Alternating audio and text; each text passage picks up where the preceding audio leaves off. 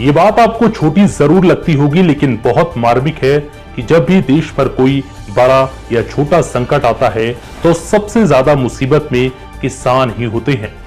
हर हाल में अनाज की कमी ना हो, ये सरकार का मकसद होता है और इसकी भूमिका अदा करते हैं किसान।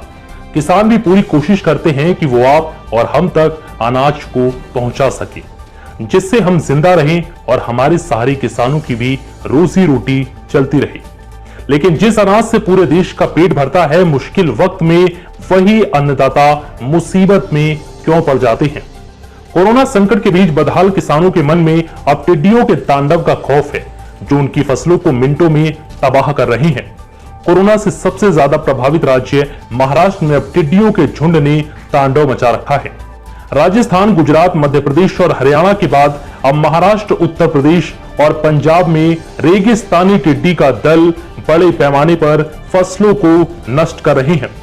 सरकार का कहना है कि 3 दशकों में यह देश में सबसे खराब टिड्डी हमला है।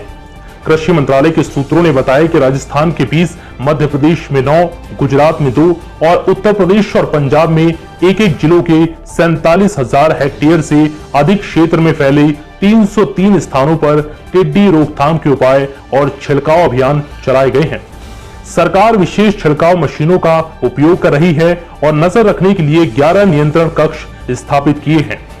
सरकार कीटनाशकों के हवाई छिड़काव के लिए ड्रोन के लिए निविदाएं भी आमंत्रित कर रही है।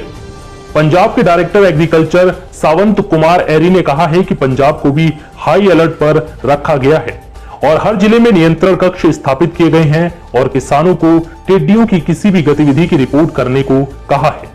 हरियाणा के कृषि मंत्री जयप्रकाश दलाल ने कहा है कि टिड्डी दल यदि हरियाणा पहुंचता है तो कृषि विभाग इस समस्या के समाधान के लिए पूरी तरह तैयार है।